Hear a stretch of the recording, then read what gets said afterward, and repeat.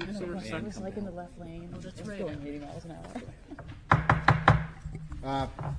Good evening. If we could start the work session for Thursday, May 10th. We've got two items on the agenda tonight regarding the project. Prior to discussing items A, I'd like to discuss another item that connects items A and B. So, David, I'll turn it over to you. What the board would like to request for your next work session is scheduled for because one of the very impressive workloads we've got coming in for this next meeting, and also because we have a variety of applications in regard to the Western. It will be discussed on the 17th, but we'd like to request that you allow us to schedule June 7th as the work session, an opportunity to place all the applications in regard to the Weston.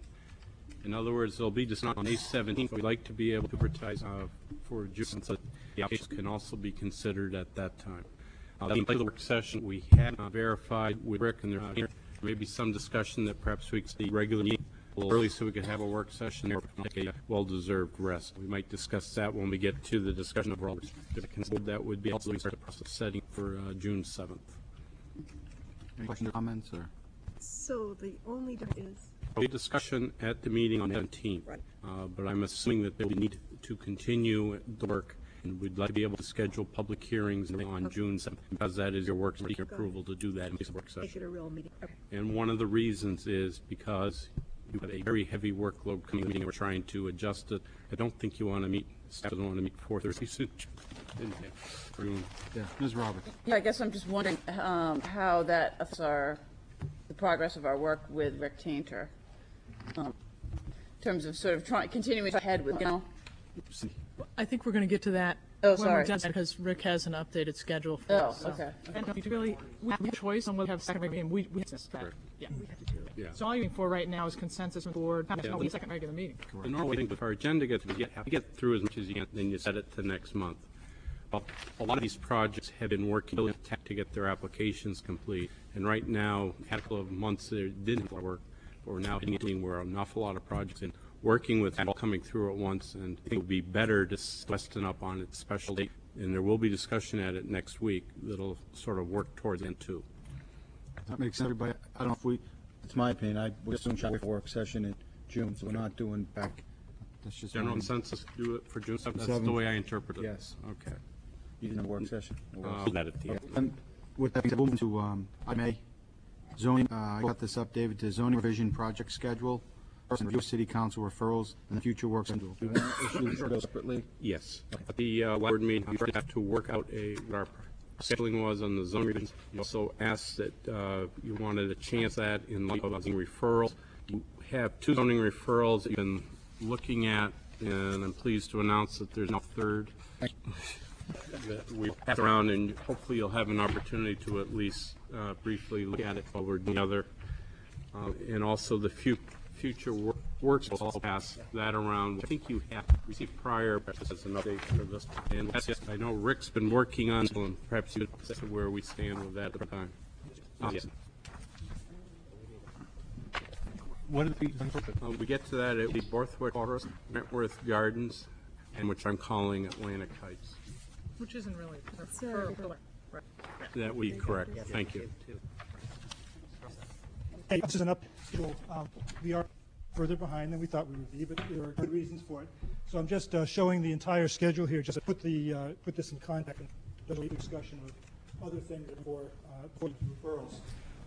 This chart starts in January 2006 and goes to January 2009. So see, the blue bars are the tasks we have outlined in our scope of work is primarily staff and consulting on things and work sessions and so forth. The first bar up here was when we were doing the zoning ordinance audit last year. And to a series of referrals here that are shown with the green and white stripes. We have the RDI PUD, the residential density incentive PUD, relating to the proposed project at Atlantic Heights. We have the PUD project that is related primarily to Casino's project on Lafayette Road. There was a discussion restricted from business, some time spent on that, and there was this discussion more recently of the heights, density, and design issues in CBA district downtown. So those were at the same time we're still on this first, or this task, which is to produce first complete draft of the revised zoning ordinance, and we're probably, I would say, 75% of the way through that, and we have this sort sort of time here with that by June. I have time at which we'd be able to pass it off to staff and to the board to start looking at something there. What we're doing with that is two separate activities. The first activity, which is research around trying to create a better structure, and I gave you some examples of that with the audit, and we've kind of pulled that forward and filling the holes in that structure. And at the same time, we're cutting, pruning, things. We're figuring out which things can go to zoning and review, trying to start anything ordinance more straightforward. Example, like looking at the master area where there's a very complex which was made by the redevelopment of that area. So maybe we can simplify that section of the ordinance quite a bit because it is not going to apply in the future. Nobody else is going to need that part of the ordinance. So that's where we are. Then we have a second draft, and that would be, and we don't really know how long this will take. To a certain extent, it will depend on how much time you have on it and how significant things are. But we only have budgeted a couple of months there just for doing that second draft after the first. Then we have a big public review of the proposed later in the fall. And finally, there are two carrying additional revisions to the document. And then a public presentation of what we call draft ordinance. And then that's in red. And then last process, which is after all of our work is done, is the process of publishing, going through and city meetings and option. So that's what we're looking at that this in mid-2008, which is probably beyond what we thought. It's been a little more complicated than we thought. However, at the same time, we pushed forward the site review regulations. We have three other parts of this besides the zoning. We're reviewing the site review regulation, the subdivision regulations, with the possibility of implementing districts outside the zoning and the review regulations. Those three things that are actually in our contract, they're not directly related to the zoning. But as I said, as we're going through this, we areas that were in the zoning that really need to be in the board's review regulations. And so we actually started work on that, and we've been discussing issues with staff and talking to various board responsibilities and the public works and so forth to figure out which things could actually get out of zoning and go somewhere else, and which things. So we're probably a third of it, I guess. We're really well on that, and that we think we should be able to have done by the early fall. And this is not to read, but I think that it's going to be provided. Cindy, is that true? We'll be getting that out in next week. Okay, good. But this is a list of all the meetings that we've had so far and the meetings that we're going to be having. That's funny. With so many meetings, it shuts down. Yeah. Let's see. Okay. So, first we had 2006. We had a series of meetings, April 22nd, going to May, August, September, November. We are right now at halfway through the process if we continue with the schedule. We just got rid of that. But I think that it's a work session if that makes sense, because we have, we're Seton will be here shortly, and we're talking about zoning and get your ideas on input on that, and we can continue working on that over the next month or so. In July, yes. Although we actually had a problem with the meeting date in July, as I recall, too, because the 10th was a possibility. We're talking about combining, I think, a July and August work sessions.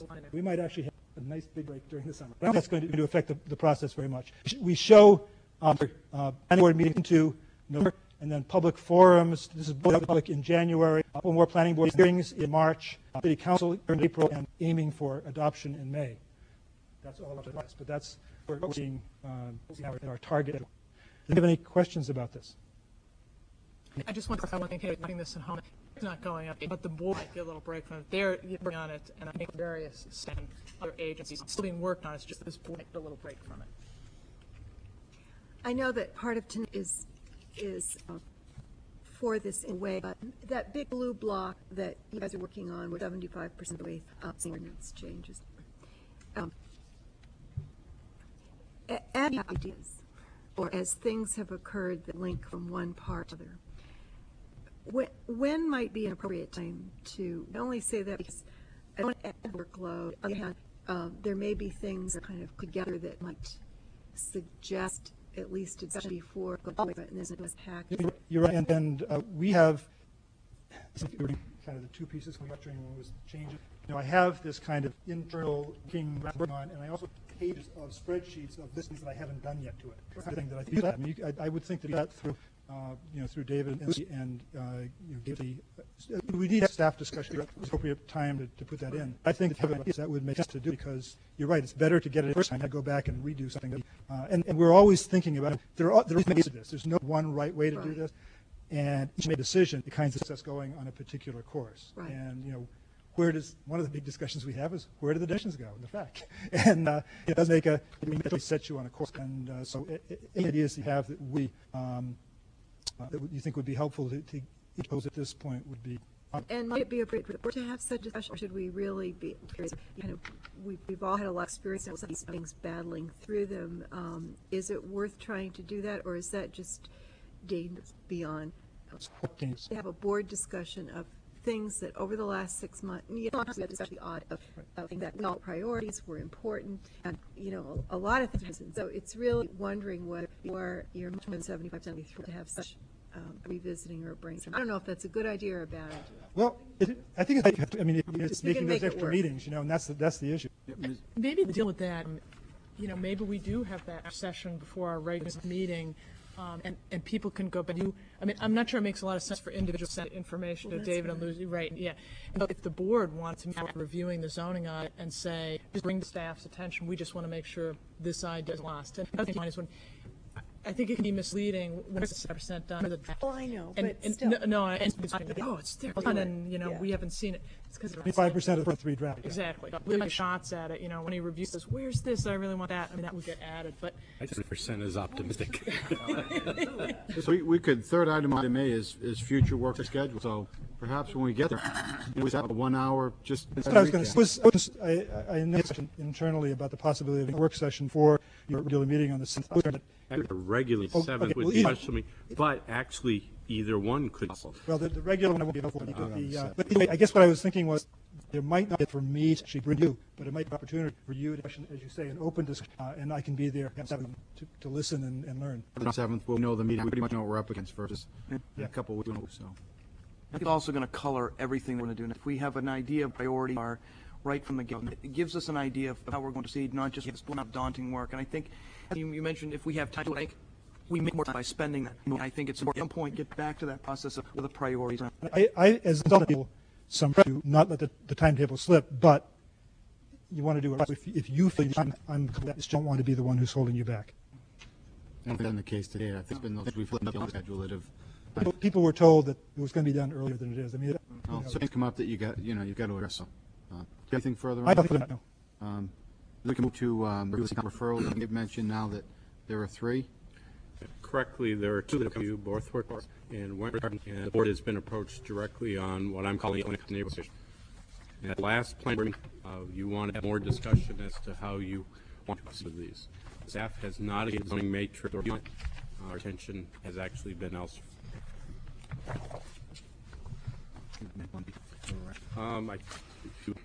Borthwick Forest, you can probably do a briefing because whatever I offer probably won't be. It's land located on Midland Street and Borthwick Avenue. There's essentially a proposal that this area could be developed and it requires a fair amount of zoning work, and they will send it to the council, and they have referred it to the planning board for a report back. So I guess we can take input on how we want it. There was comments last time, many different ways. And just overall, The priority one, right? This one.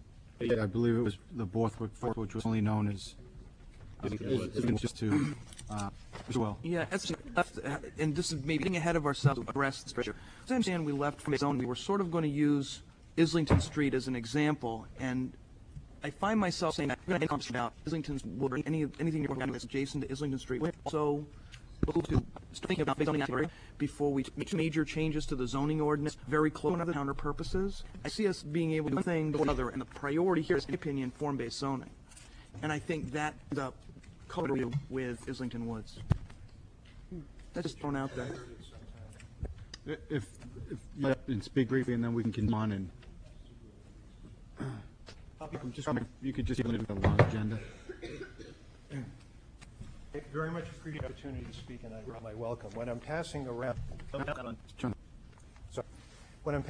is the history of Borthwick Forest rezoning request. And I've heard your consultants see the issue of a programmatic way of addressing your zoning changes. I'm not sure that works with regard to referrals, and I'd like to indicate why, in this particular case, it creates problems. We are proposing a project ready to go forward that isn't capable of a zoning variance type of revision. The only option we have is a zoning change. So what this document indicates is what I tried to do. I sent him a postcard of zoning.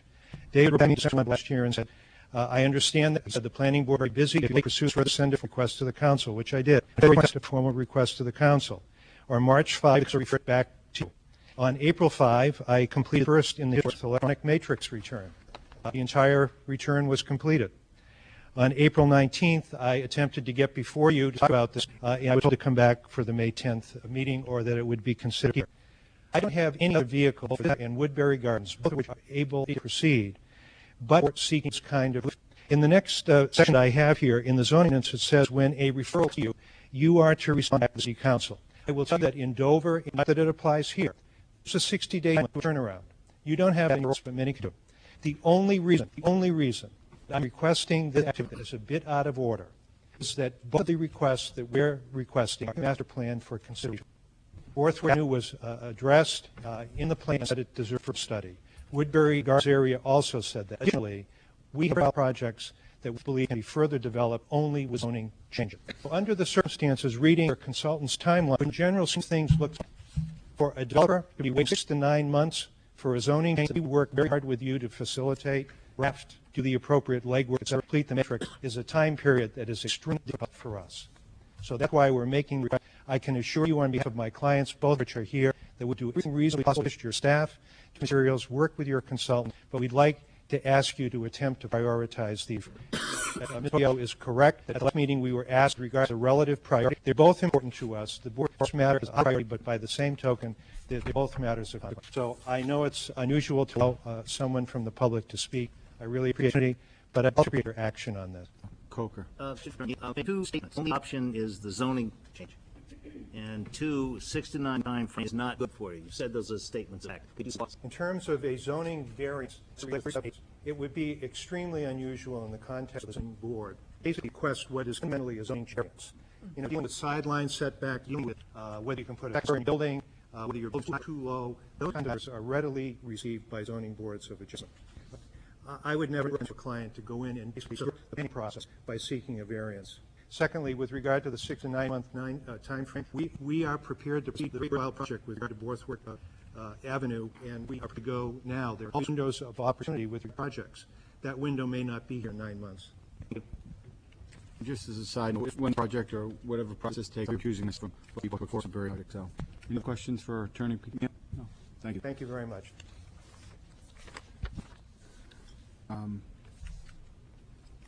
That being said, view of city council referrals. We'll get back to what.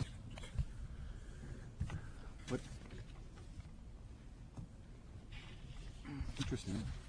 Ms. Hayden.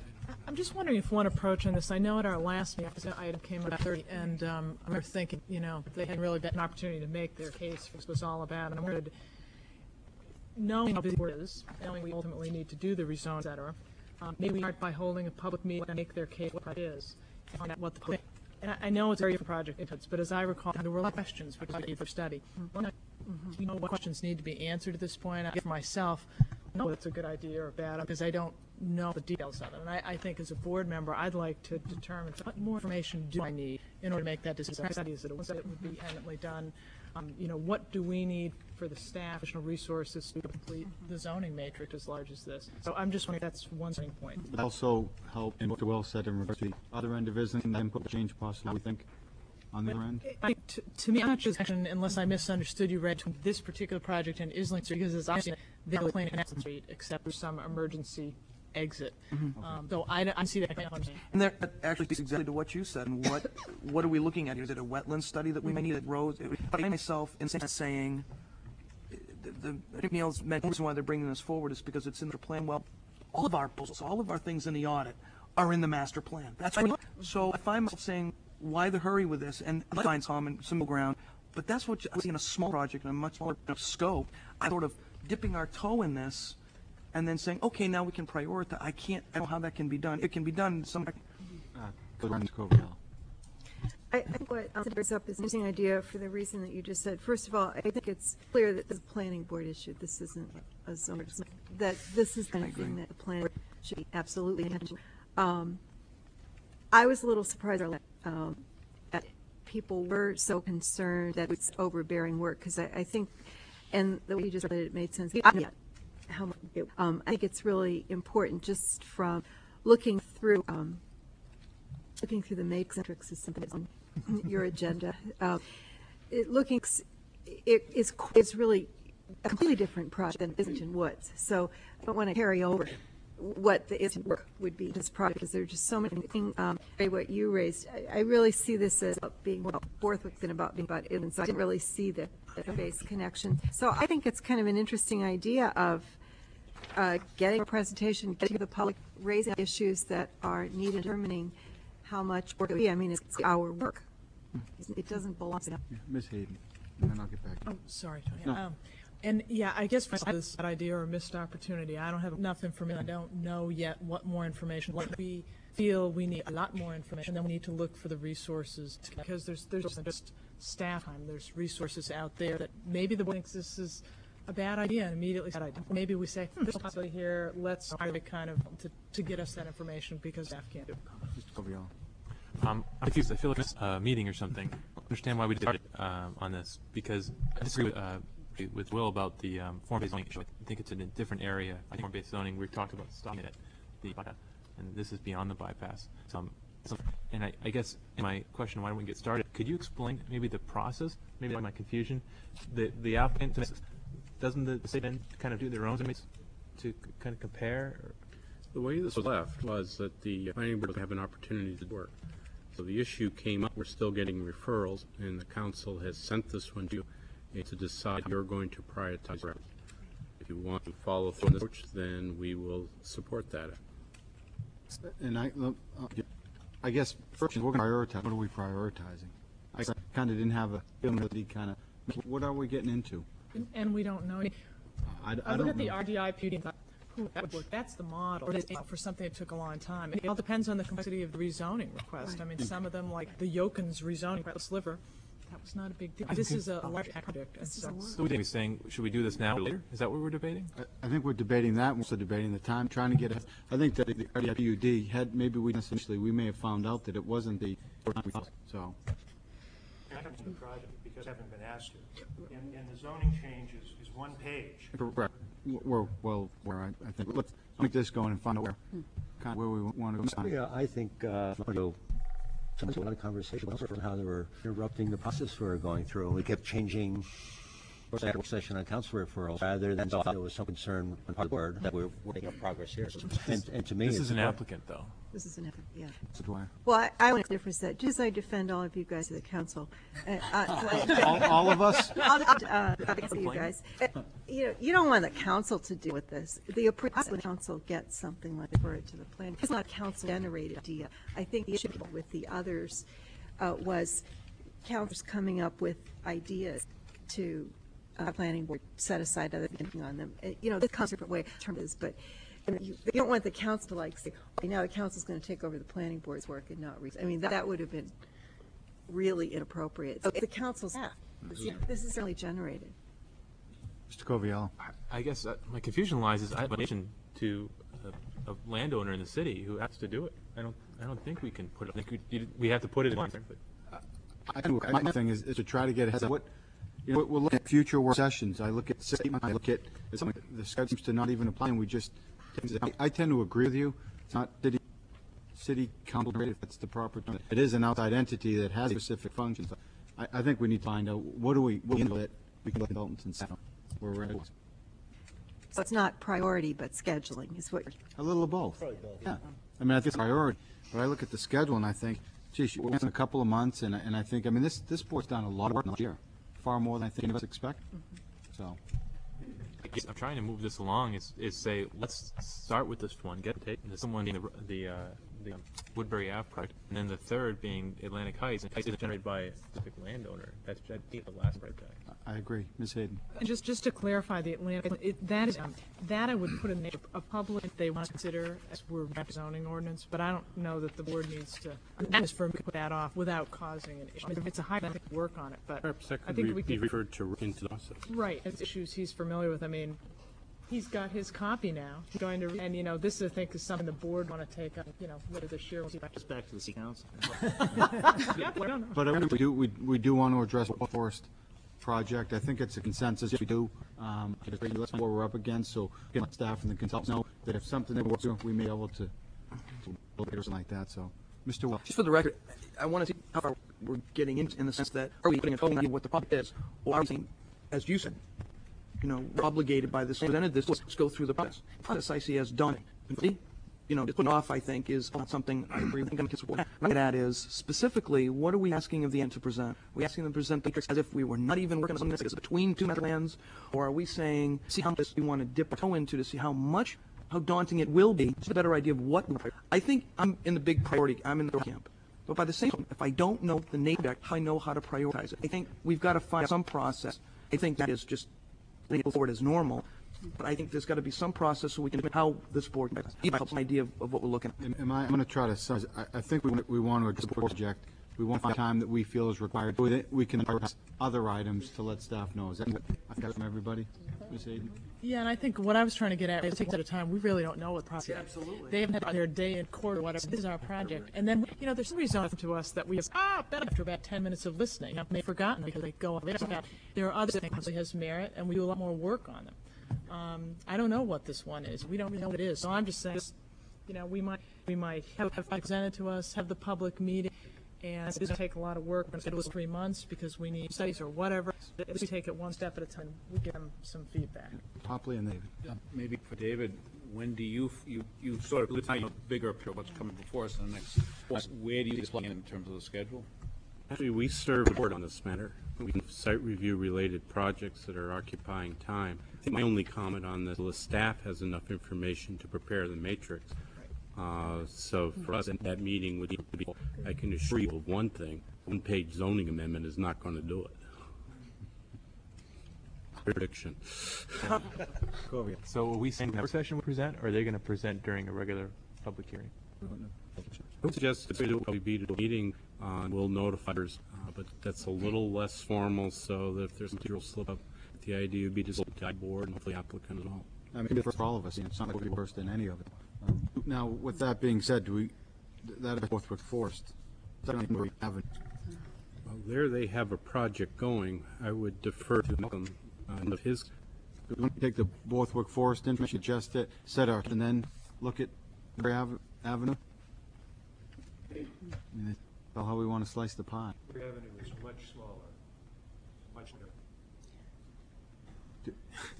I'm more inclined to take Borthwick Forest on its own accord, at it, digest it, schedule it, and then have a follow-up public meeting. Well, you want us to do it, when would you like to do it for? You want that at your June meeting? Yeah. Yeah. Okay. Is there time for it? Right. With all the reviews? That was my question. When is the first development time? What's automatically already in the pipeline? We will put this in pipeline in coordination with you. I would think you get when we're completed with that one, tentatively say in July for Woodbury. Yeah, I think And again, I say that, because I think there is going to be a lot of public interest. And I think the board and staff need to hear. Can you advise us at It'll be next week at a regular meeting as to the schedule. I think that's reasonable. It'll be a month, probably August. and that brings in the which Recommendation is largely what I was jokingly saying to Cindy. This is scheduled in our zoning audit, but look at these things. I think it's under advisement. I think this is the time. Yes, okay. Can we send a letter back to the neighborhood association for that? certainly. Now you're saying that's good. Tony's on the same With me, yes. Let me write something. I'm not wants to read my mind. Haven't heard school yet, so stay tuned. Future session, I think that almost needs, in my opinion, would need pushed off, Well, possibly. just a thought. You've got Thursday, July 5th, and I know, but perhaps you might want to July 12th. Yes. So you can start working on. No one will be here July. What's up with the That's a 12th? bad idea. There's no room. Well, we could have a staff, aid in our conference, and so on, but that's why that wasn't there, yeah. Just get back to us on that. Sure. So, please, If we're going to do June 7th, right, as kind of a general input, people Correct. review the zone act. yes. That July and August are such busy vacation months, et cetera, and I have to go off and work with the staff. Should we wait till the August 2nd, July, and have our next? What you on calendar, you might want those times. No, for the zoning, hold August 2nd, just for the zoning project. And I guess that's a question mark. Looking too, though, this could be a work session, not necessarily. Right, I disagree, right. Why don't we come up with a schedule that's reasonable and we can discuss it briefly? Yes, that seems, Maybe the, yeah, I think, now, no, does that mean we're not meeting? Decided not on Thanksgiving, so I'm assuming November will be free. It's going to be. And we do a week before. I think that day there too was to take a break in Okay. November. I mean, I'm looking the next, missing. Right. Does that mean it'll be more efficient, David? Great. Under your show. Bring your All right, we'll just meet till 3 a.m. Right.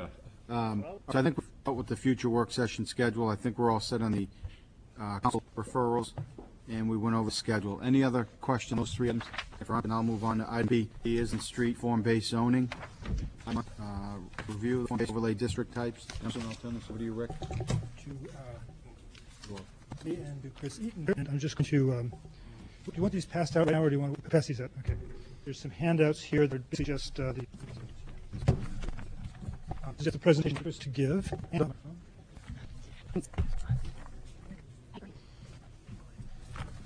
It's good to be back here today. You have to excuse my voice. Please let me know if I'm not speaking loud enough. I'm a baseball coach. We had a very successful game last night. We're not keeping score. 8-year-olds on a farm league team. So my voice is a little bit shot. It's very back here. What I do kind of to remembering our last discussion about form-based zoning is to remind you of the different types of form-based zoning that we talked about last time. And I'm very proud that we back. And one of the feedback things was we really look at Islington Street. So my show is going to do you on a tour and what prompts in your memories. But what we talked about in terms of form types was something I had called a neighbor corridor, which I think I got a lot of feedback on the neighborhood, and I had a form called corridor. The neighborhood designation was meant for Islington Street. The corridor designation meant for Lafayette Road. In my thing, I've revised those titles based on some of your feedback to the mixed-use corridor and a major corridor. So, again, as Kiz said, you can apply and name things. But so when you hear me talking about a mixed-use corridor, I'm talking about Islington Street. So we in your memo discussed on April the 5th last month, we talked about the characteristics of those vehicles, vehicle numbers, if there's on-street parking, the type of activities that happen there, and what it was, whether they want to protect something or an area where some change, and a little bit for an answer for both. So, do you have any questions, specific breakdown of form-based zoning we talked about? So, we're going to talk about the Islington Street. Rick and I went on a tour, took some pictures, and what I want to do, let me just, I'm going to, the slideshow is walking areas. We divided it into 3, north, middle, and south. And of course, in my PowerPoint, so and then what I'm thinking about, maybe not down, is how can we, in this tour of Islington Street, what can we learn in terms of the standards that we want to apply? And when it comes sit down at the table when the tour's done, and ask you some questions. I'm going to propose, and just kind of give examples of some standards, kind of on my Islington Street, see where you guys are on that. If you look at a detailed, okay, Rick. So the purpose is we want to look at what forms are on Islington Street. We noticed distinctions between areas, and that there are also some reasons. The historic, which is the more northern lot size. There's a real difference in lot patterns throughout Islington Street from Maplewood Bypass. Whether it has been redeveloped, whether they're or all of it. So sometimes those things come together. And again, as I said, what I'd like to do is push you all in thinking about, once you've taken a look at the character of Islington Street, what are the standards that we might apply?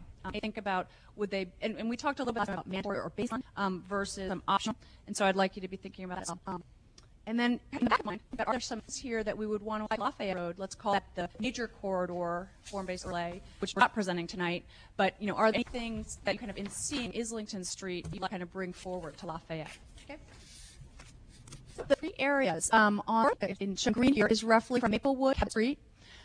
It's the area with historic, some residential, but also iconic buildings like the library, the park. The middle area is shown here in yellow. It's between to Albany, just right above the brewery site, above the brewery site. Of course, the crossroads on Islington, and it has a very distinct residential character. Not residential uses, buildings and forms are residential in nature. They were residential. Some have been converted. And the south, this kind of larger area, all the way from Albany to the bypass, it's got a historic character in some, and that is the brewery and mill. Mill buildings tend to line up to the railroad. The brewery, that is, so that brick character, old brick with flags or peaked roofs, some very, very tall and massive. And then also Plaza 800 is, while a new building is kind of a major commercial kind of second downtown. Yes.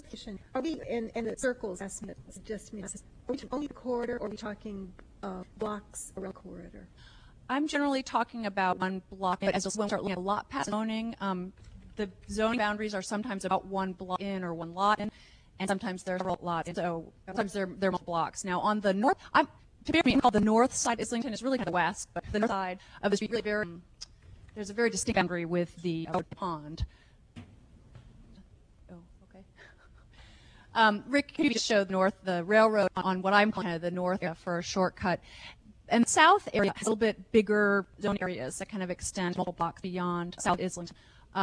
In general, we're talking about kind of one lot in. When you look at the lot patterns, you'll see that in the southern area, the lot could be very big.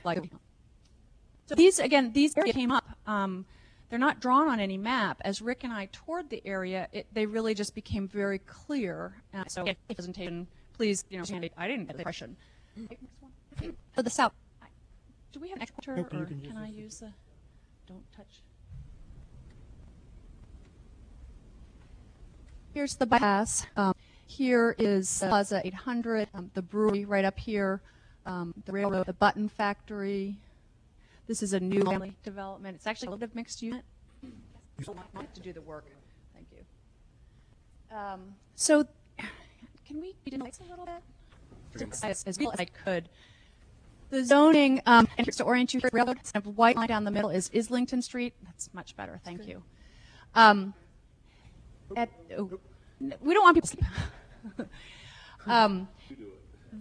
The beige area here, which you see lots of 800, as well as all of this on the north side is business, and then you have general residential B. Single residential B here on this So standards for that business B, and this will come up again about the corridor. One of the major zones, minimum lot size 220 square feet, the frontage 100, building height 50, with a maximum structure coverage 35%.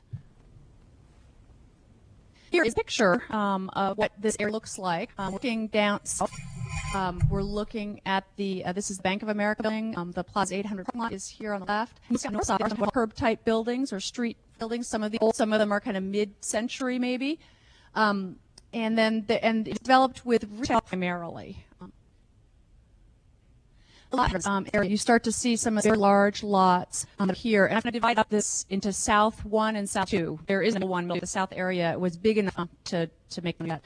So in the button factory and the development next to it is redevelopment of parking and other lots that are fronting right on distinct lots, but actually the same development. This is the button factory. This is an old building with a new retail building. The entire lot is retail development.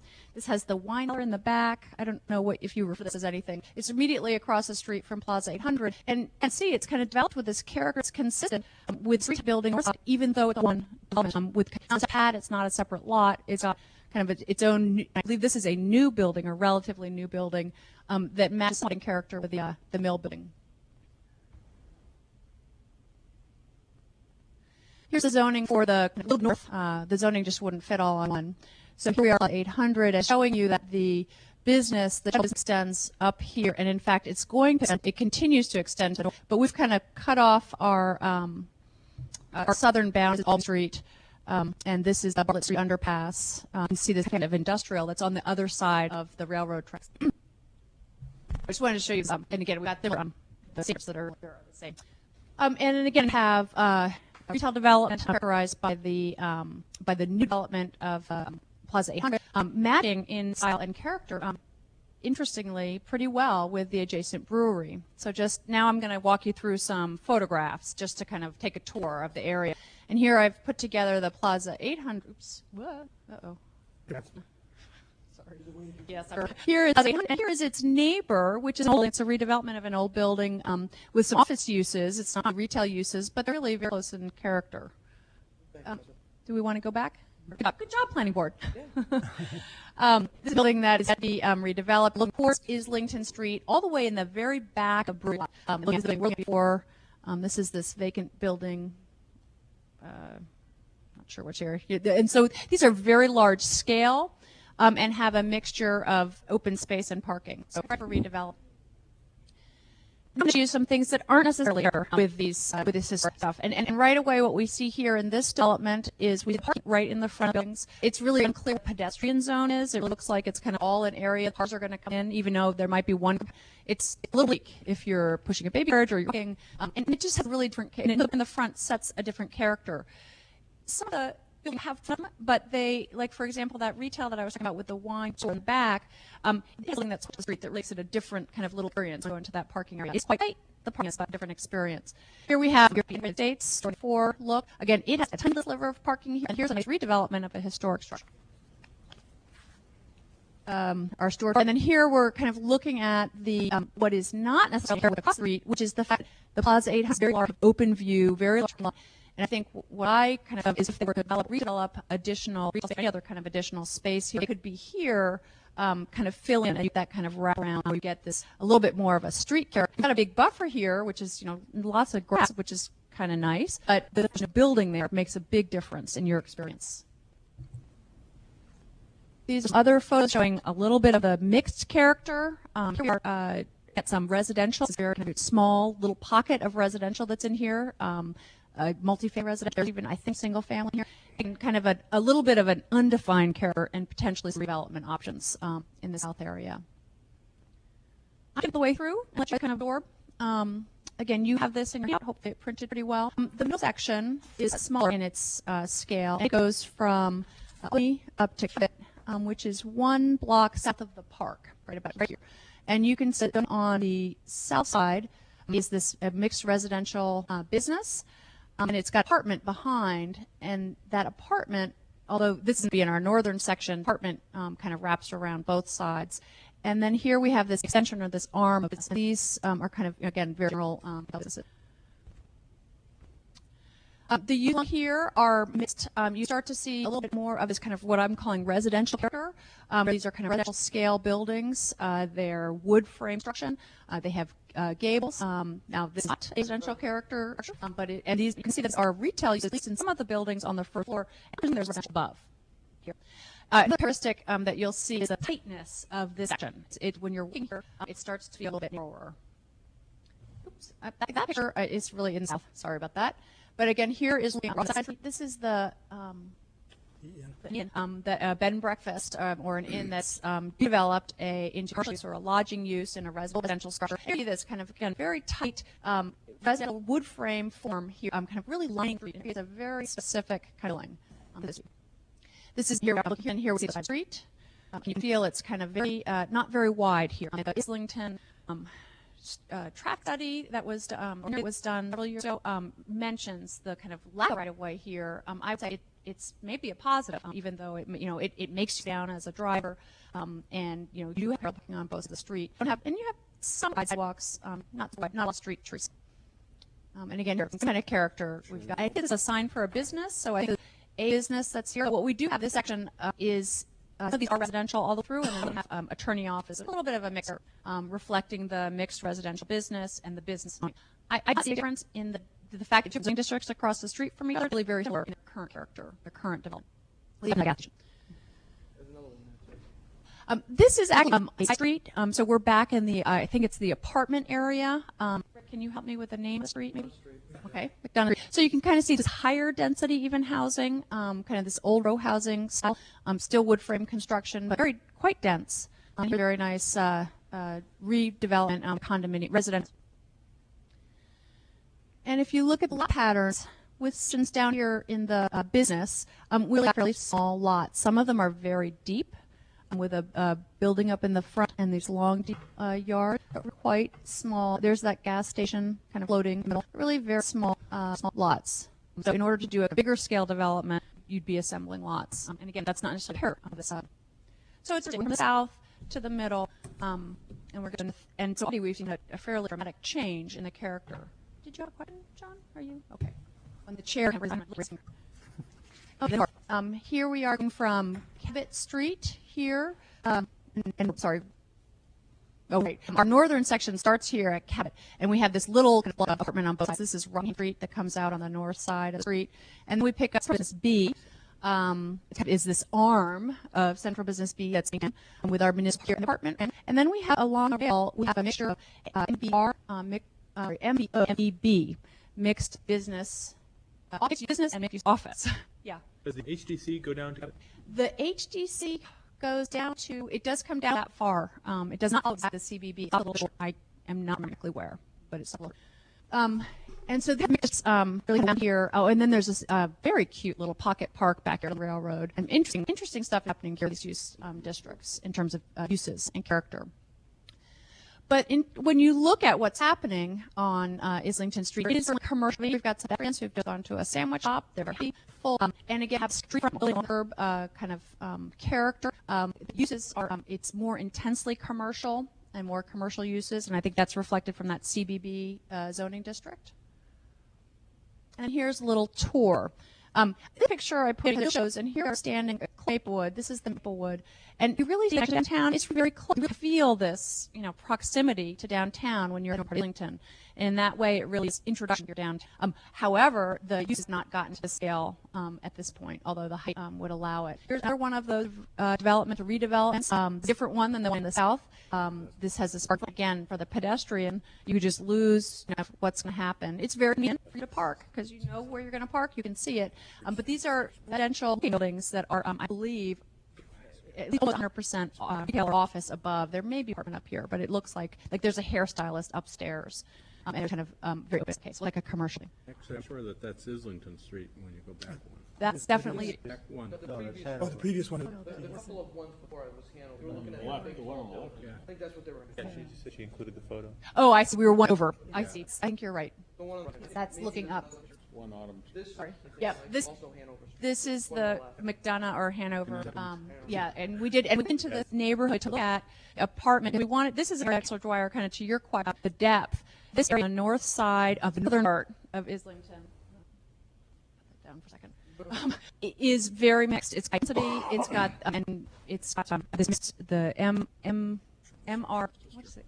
MRO and MBB office or business kind of woven into it. It really is the center of a mixed area. It is kind of horizontal use for the most part, but the uses are very angled.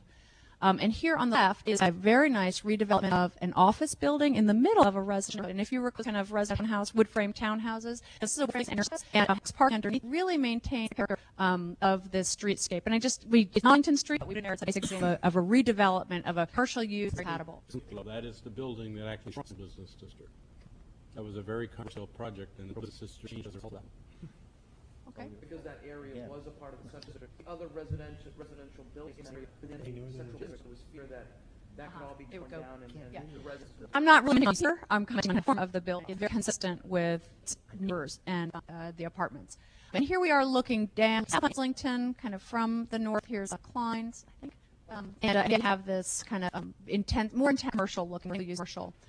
Here we are back of Islington, but in the mid area where the Pearl Church, or it is redeveloped as a community center, and we have a mill formerly along the railroad offices. So that's the office, the MB. Thank you.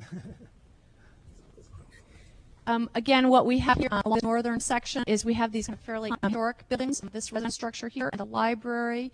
The library is a little bit more formal, kind of Beaux-Arts. But they're both, all of these things are kind of really addressing the street. They're themselves right to the street. In fact, even this historic building, very tight. We have our open space up there, and here is a redevelopment. I believe townhouses. This is I want to call it like 1980s. It does character of the gable. It does not really have the character of the wood and the windows right on the street, but it is formalized towards the street. And then let's look at the lot pattern here. And this is kind of varied. There's so many small lots. Some of them have been aggregated over time, or big, or never divided. When you get back towards the railroad, you get these big buildings, like the kind of warehouse building. This is I think they're looking at the office that was rebuilt from a mill building. And there's just a real mixed apartments and density housing here, that mixed residential office. So kind of a mixed bag in terms of lots. So what we learned for the overlay standard. One of the things that I'm kind of putting forward two options to kind of start thinking. One is to make sure that the standard allow, retain, or reward the existing character, where that's probably the north and middle sections. The basic character, the parked side, not front, historic or iconic. I use the word iconic to kind of that when we talk about heights, you have iconic buildings that tend to be taller or unusual or different. So that it's not that everything's the same or exactly along the street. That you may have that are unique, unusual. We have storefront character as well as that kind of tight feeling and the street width and the sidewalks.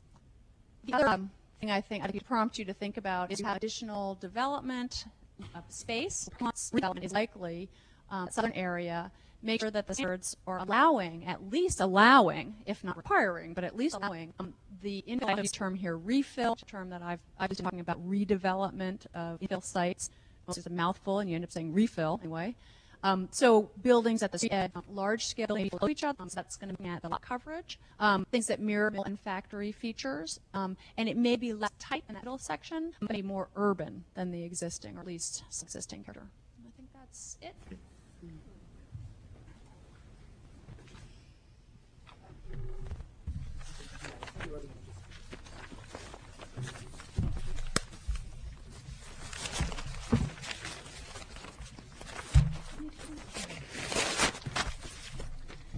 Okay, so we are asking, are there any questions about the tour that you just took?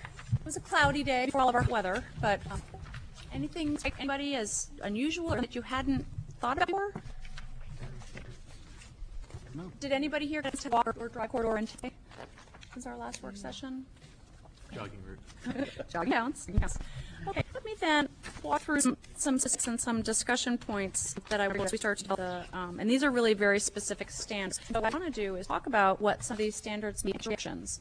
Again, I'm hoping a slideshow kind of that even along Islington Street, where we identified this a section, I kind of thought it might be more similar. It actually turned to be kind of different. The building forms, I think, remember, we talked about anchor retail, we've talked about neighborhood commercial, we've talked about use buildings, with residential, and so the forms that strike me that is, or let's call it a mixed-use corridor, would be neighborhood commercial, a mixed-use building residential, and that's form. This may be something that's unique to Islington Street. Is that wood frame? Maybe not. It doesn't have wood frame. The building is of space with a gable, fairly large gable roof.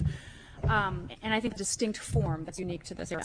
What it does in its true sense is it looks at, if you want to preserve something, it's going to look at the existing forms that are there and set the standard base. So I've never seen a residential building form, or I don't know what we call it, Portsmouth residential, whatever, described in form-based zoning, but it is something that's unique to and I think some other areas of your city.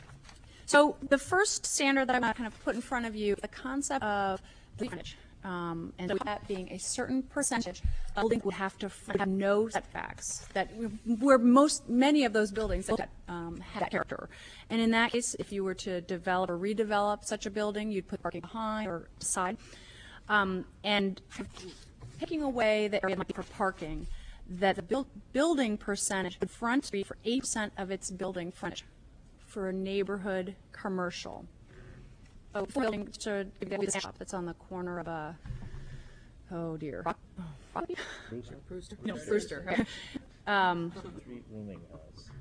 I think for the residential building form, I'd actually not propose a certain frontage. It's a building that may float back a little bit. It's simple that it's located specifically at the front edge.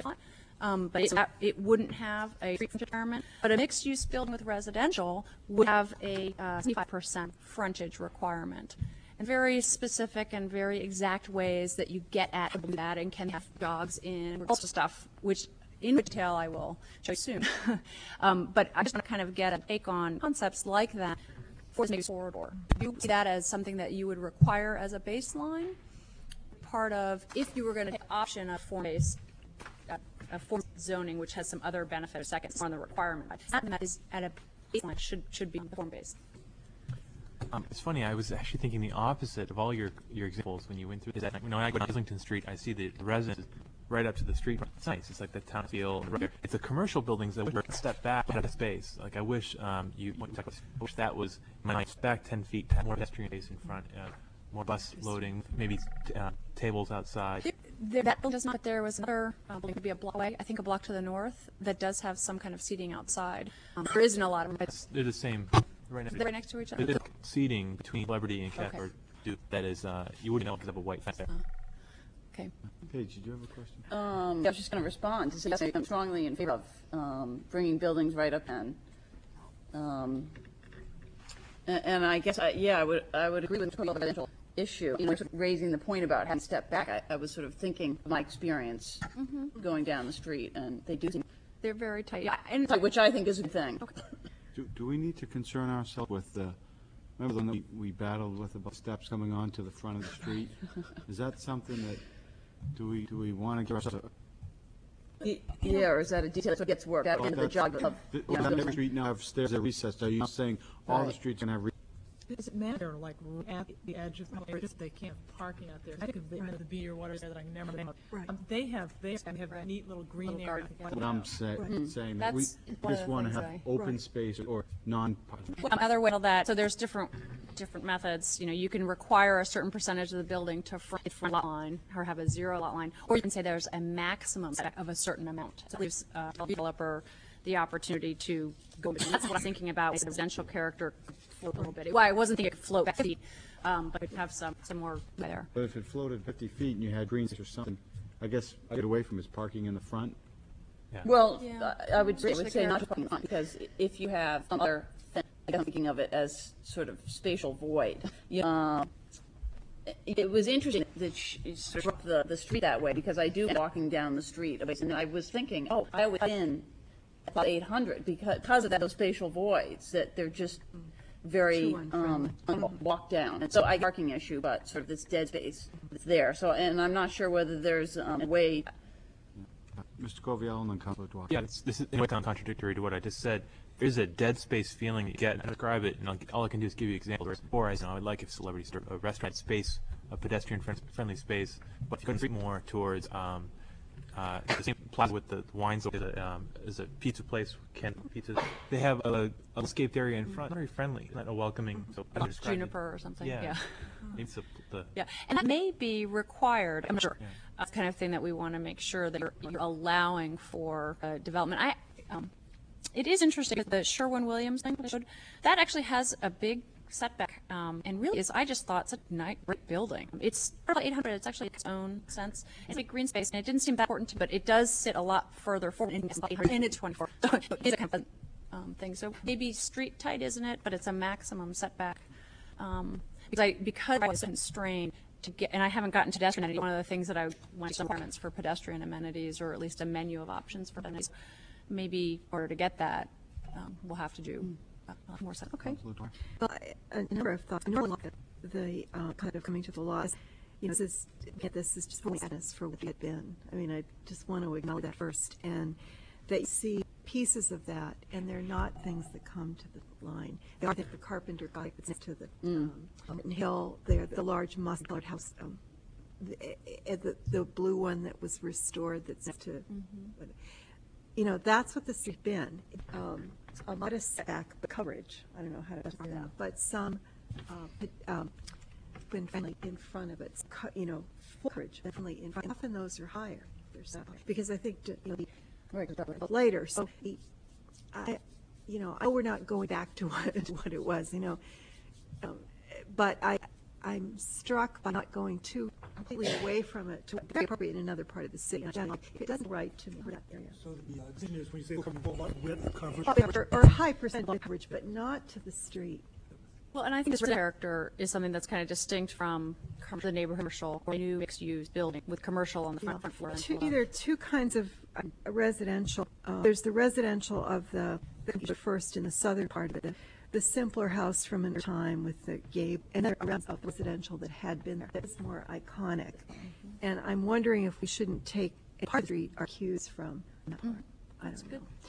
And that one of the thoughts about open spaces you're talking about, many people now who was hit by a car in Dover were starting to throw it. The kind of spaces for pedestrians, that you across a long space like that, it isn't even in front of the street, are very, they make people nervous, and they make older people nervous, and people who have a disability nervous, and they think you tend to do what you do, Paige. You cut in at that along the building because, anything could happen when you've got that long a curb. You get that, and it's so pedestrian unfriendly to do that. So more clarity about sidewalks. But I think we're making a mistake about too dense, too close to the street. So what I'm hearing is some support for a street front work, but with some leeway. Anybody opposed? I mean, is that something that's important that it be age-long or mandatory? To the length of the corridor, or you see it on the part that goes downtown, but then comes away as you get out of the street. Well, I think there's ways to look at it. One way is that really what you're going to get in the middle sections is going to be balanced. For the most part, it's built out. So, say, if a building burns down, or redevelopment, you want to have that requirement. But then if you go to the Plaza site and they come in and say, we'd like to do kind of revamp our shopping center, and we want to add 50,000 square feet of buildings, and then, would not come up. Would that be important? Want to just say, let's just let it go? So I think that you get the question for any part of the corridor. I don't know, in my mind, there's just, you went through segments, they just each have their own distinct character. And So, if it was a whole street down today, if we started from scratch, would want all those segments to look the same. Might not. I think that's what makes it on the street. I think more people are running, walking. I say we're society, but I think people tend to walk. And I think that's one theme that we is definitely pedestrian, bike. I mean, people biking all the time. On Islington Street. I'm saying that's just my. So, It seems to me, maybe my memory, that the west side or the north side, I call it north side. like down the street side. down the street side Railroad is, side. is right tight up to the property line, just the whole way through. And the other side seems to have more flexibility. The lot, yeah, the southern end, it's, I agree with you for the northern and the southern end, the lots do get bigger, but they're bigger on the side. Because that tells me that, like, from the I think it's from Maplewood to the bridge, the railroad bridge, Bartlett, should be right up to the property line, and the other side, and then be more flexibility of I think the northern part, you've got, just on that side of the street. I'm saying. No, I think the opposite. And at the beginning of the street where the bookshop is, then it's a solitude container. It's cool. Hands around. Yes, because it has such variation. When I think about it, where's this bang for our buck, and where's the model that's going to handle it? Do you want to look at the base for that whole street? We want to do the portion high out. David, did you have? Yeah, I was going to suggest another way of looking at it. For traffic, the right-of-way is severely constrained. Doing the pedestrian improvements becomes even more constrained. I think you need to encourage some space so you can encourage some greenery that back and begin to mimic what there. That street be lined with, and I frankly think perhaps is a model that we should go.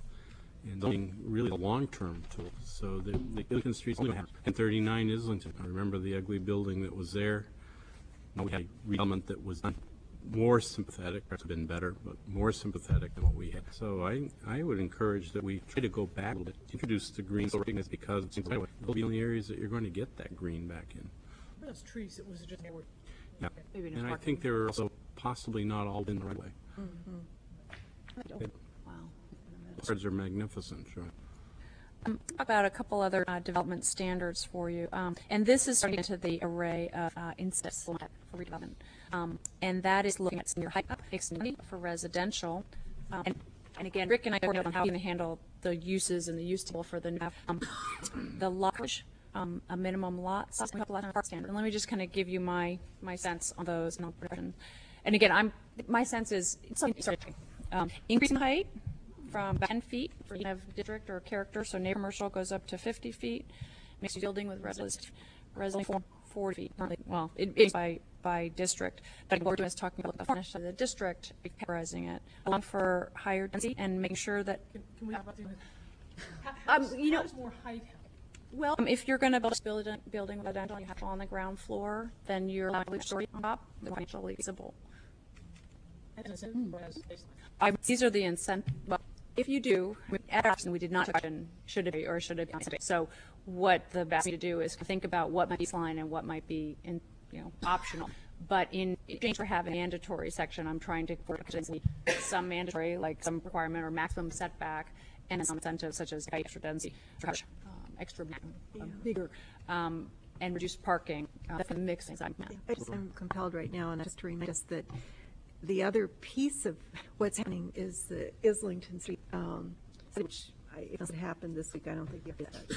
But it's coming Economic Development Commission to look at the redevelopment of Islington Street more from sure, but see, it's the Economic Development Commission, so it's coming at it from a commercial arts district, extend downtown. So, I want to just everybody time, some of the, we want to make sure we're attending that. Now, that's just the RFP stage.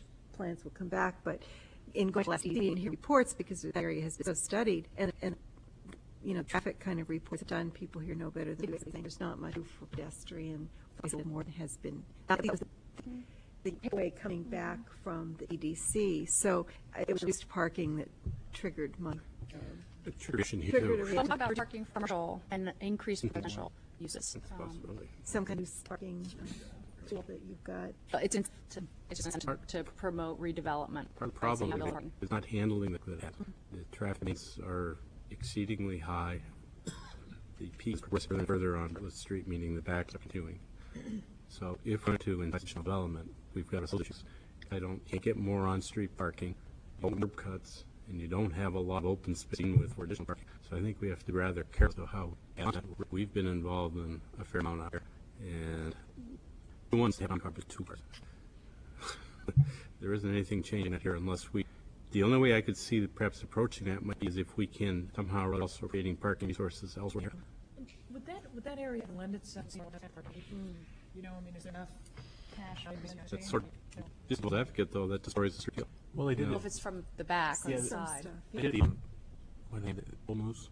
It's on the street to the right of Celebrity Sandwiches. There's a blue house. Was it the Captain Andrew Huddy house? Right, it's in the back. They've got quite a large parking lot. Yeah, that's Up to 16 The cars. Columbus building was also playing with That's it. what I'm picturing, not the street front. Yeah. Notice, I think that could notice how big those lots are. So, we're sort of at a point, I think, along that street, that's to do a lot, doing an awful lot. So there'd be a trade-off almost no matter what you do when you decide forward. And it is served by transit. People who work in the offices and the stores may not have their own car. So there are just a variety of things that are going to drive not everybody having to do cars along. But this is the area that's looking at neighborhoods. Yeah. This is the area that is providing parking for the adjacent downtown. I don't mean to be negative, but I mean, it's correct. It's correct during the day on side streets. And kind of a schizophrenic, these neighborhoods, yes, 10 years ago, maybe it would have been a place for people who didn't have a car because they worked downtown and they couldn't afford a car. But all of a sudden, it's kind of flipped for the people with extra cars that are under, they work someplace else. Now, that's not true all the way down the corridor, but you've got dynamic going on. So where it's ideal, where people have expensive things years ago in the park, that's just not what's happened now because of how in the closest to it. Now, we might anticipate the next stages, potentially we can think that once we go for down the street. One other picture, perhaps 1039 Islington, when they developed how the building maxed out for parking. You create parking. Currently, it's hard to tenant up because of the parking demands for residential uses in the building. And they've got parking along the front building, behind the building, parking going behind the building, and it's an extremely tight site. But the irony was when they came in, they tailored the building because they thought they would put in there so they could reduce parking. Then the actual users of the building are much higher parking in, and then the site has changed to modify that. The reduced parking certainly, if it goes forward, which I'm getting this will not, it's something that we'd have to work through a lot of details in terms of drafting. It's all in how it's implemented. So it was support at a last meeting, but perhaps not. I think it was tailored to the idea that we address neighborhood parking or have parking areas, and I think it could work that way. But we've got to address what our current needs are, and I think there's a pretty significant need for parking. So it sounds like we're not going incentive-based. Just I don't get it. I'm just trying to sum it. Yes. Thank you. Let me ask one more standard. Current lot, if you were to develop a site or a raw site, you couldn't build stuff that looked the way it does now. Are you planning board interested with provisions for landscaping, et cetera, to allow for higher amounts of lot coverage?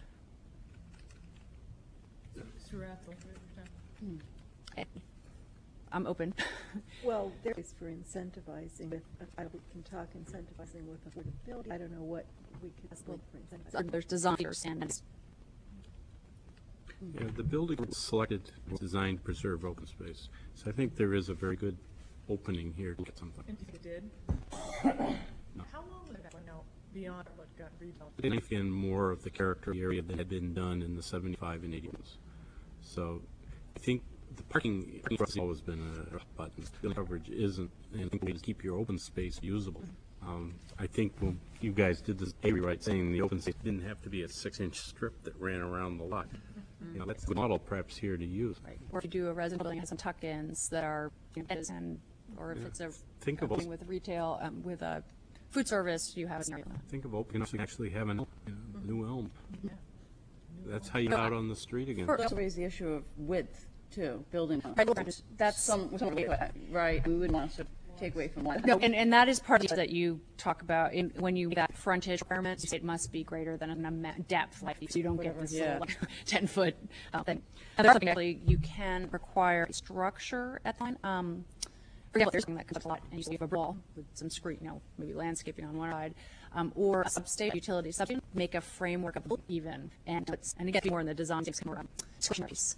That's that kind of they have an unusual. Gas is a good example of areas where you can actually add this visual and structural sense of the continuity without say. You have design standards about structures and walls and creating this building. Again, I wouldn't say that for a gas station. Again, a substation it is that doesn't have a structure.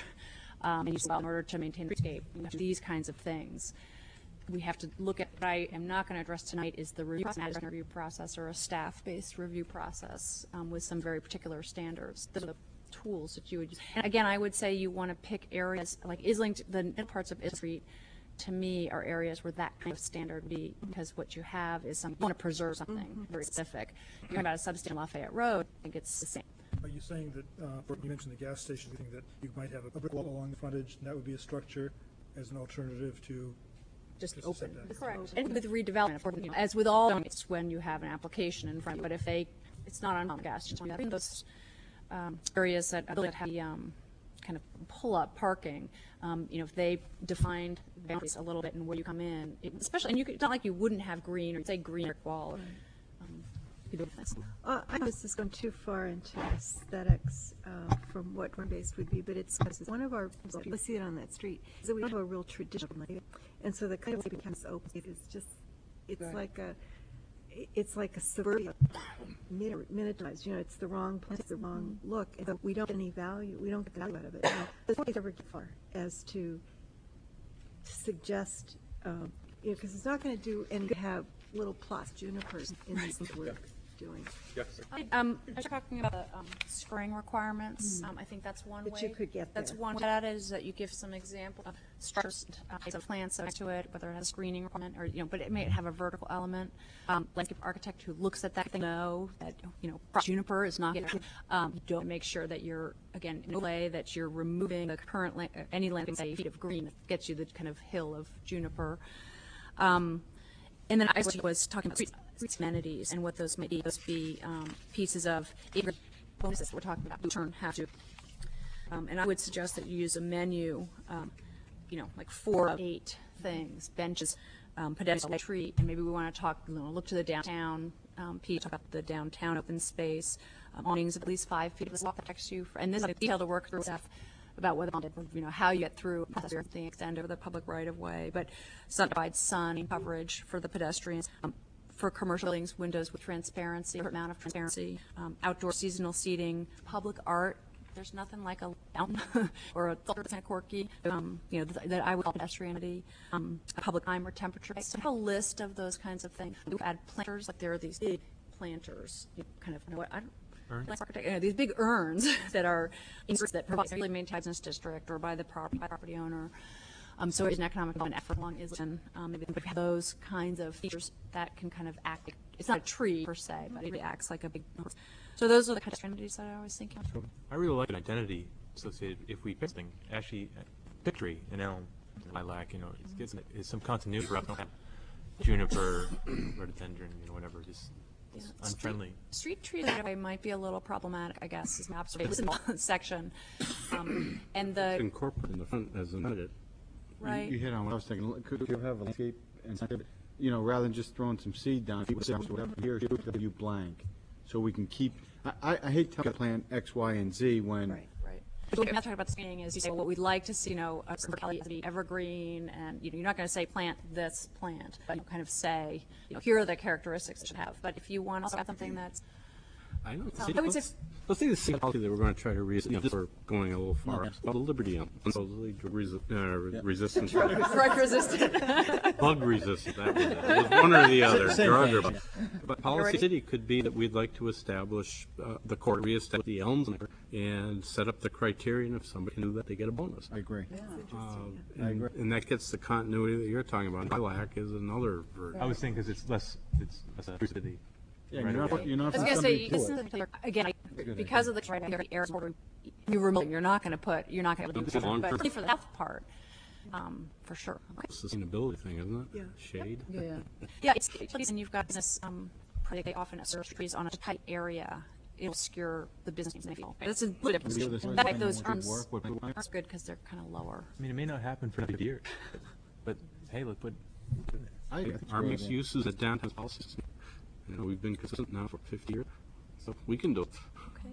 And the new elms grow like 4 feet a year. Yeah. Unbelievable. Yes, the drugs. That's great. Those are great suggestions. With your permission, Chair, I want to cover other topics. In terms of uses, we talked at our last meeting, simplify and also having a wide array of uses. And when I visit and my tours, I'm totally affirmed that what you have now is a very mixed use. It has an array of uses. You really, like I pointed out, you can't tell the difference between the business and the MRB. The MRB kind of is the type of zoning, I think, in your code that lends for this. Are the one that I can't say, the MRO and MBB.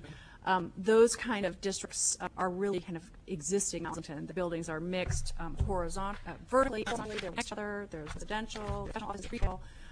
There are vertical offices. There is, I would call, almost like incubator space. The factories on the south side, a wide array of use and activities happening. So again, I would want to put forward for your consideration is, as we go forward with specific kind of use identification. Remember, in the form-based zoning, the forms first, and the uses less important and less significant. That's the kind of idea. The rest of the code is our challenge. But would you agree with me that a wide range would be appropriate? You're talking about that street potential to do a lot of things. And so then getting to Councilor Dwyer's question earlier about how to go, does anybody have a sense? Would a recommendation?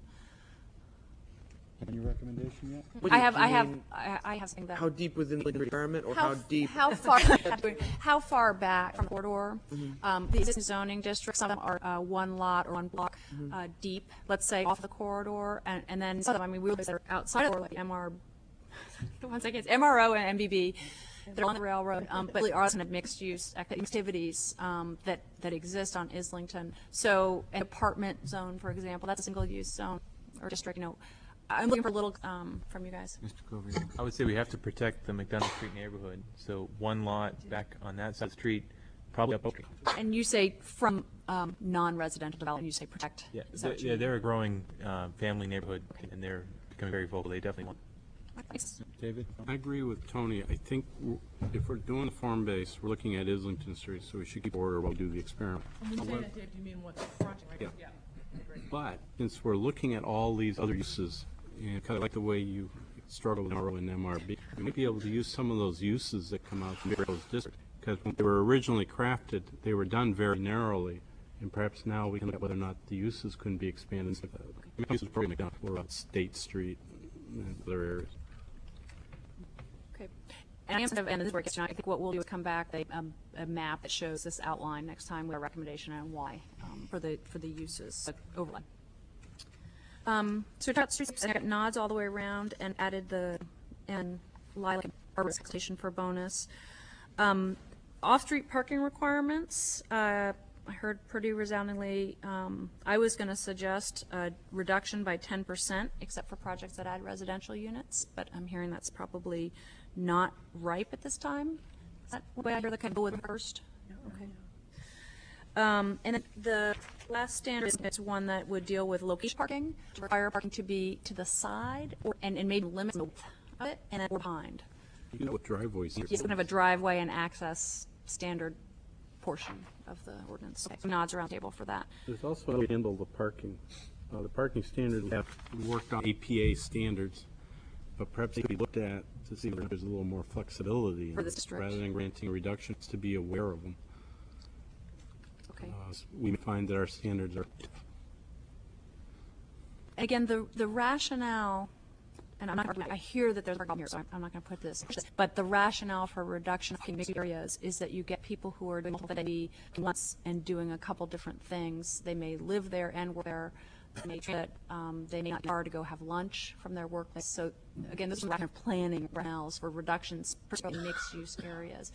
And in fact, the transportation engineers manual type trips and parking, they're actually reducing trip generation in mixed-use parts. They have kind of ongoing stuff in. It's about generation and not about parking. Distinct, but that's kind of important these days. One question I have, I'm not sure yet. I know I haven't looked at it. I don't know if you've looked at it. Is the places where we have parking congestion in the corridor, it may not be due to our standards being too lax. Yeah. Maybe that the uses there are pretty standards, so they're not meeting standards at all. That overflow, especially in the corridor, that's overflow from the downtown, so that it may not be a road standard actually, or change that effect at all. Right. And parking's very, it's catered, as you guys talked about, the building came in a certain set of uses and it's changed, that's the parking standards. The other thing is its operation of parking is handled. It's a much more complicated than the I guess the other thing is if we made Martins Hill, if we made them apply even a reluctance, might fabric, I guess is what I'm wondering. So maybe it's a question. We don't need to think about it there because there's a lot of non-conforming stuff already, and so in order to pursue vitality, we want to keep that non-conforming. Interesting. I especially were thinking of that, and part of the reason the ETC and the art speaker working on this is that because there's a lot of arts within the district is a place for live work, and bring some of the other things that you're talking about. I think right now safety is enough of an issue that people park and walk, that seems to be dangerous enough. Walk, just don't go back. It's traffic and safety. If you think we talked about should there be a crosswalk at Cafe Kalim, there's a lot of pedestrians. Let's walk like 50 feet up, 70 feet down. But that's a problem. And so you wouldn't just casually, cross Islington more than you had to park or whatever you have. And that's a problem, but we can't. So some of these, that was my only point, that we might be ready for some parking after we do other things. And again, the Islington Street study, that was, how many years ago was it? Many years ago. Has some very, very good suggestions in it for engineering improvements to Islington Street, like curbs and that kind of thing. Experience, those will help when outside rebuilding street. There are stuff there that have some good suggestions. The last thing I wanted to ask folks about was the review process. I mentioned briefly having a discretionary process, somewhat discretionary process. Today in your meeting, talk about how busy the planning is. Should we, for zoning, create site plan review? Should we use a certain scale of projects to say that smaller scale should have staff review? Because you have very specific standards that have to be met, like if you treat tree, then you get density bonus or whatever, that are very specific. Therefore, can be done at staff level. Would you consider a certain kind of review where you have a tree who might, have a quasi-judicial process, but it's not bogging up your calendar, or the board? Looking for a little feedback here and integrate sort of discretionary or design things. I would put this a little further and then okay. That would be a help. Well, also, as site review regs are process with it. I'll keep leaving a placeholder for process. I need to kind of break out and say, like, if there's a special process for this way. And I just add on to that, and it's more subcommittees of boards that might be charged with aspects, proposal boards. In fact, it's a bad thought, actually. John, that subcommittee. Payment is double. Yeah, no, I agree. Yeah, I think we can better on We'll work at that at the staff level. Liberty. We have elm trees and because a number of times that because of their structure, it was in all the time. Interesting. Any other comments or for Chris or Rick? Well, this was helpful. You're going to work with us. It's a struggle on the issue. Before we adjourn, yes, we did. I'm sorry to set the switch. After the elms, it was all done. don't know how many, we'll just a bunch down that one. The planning board maybe called it, two more.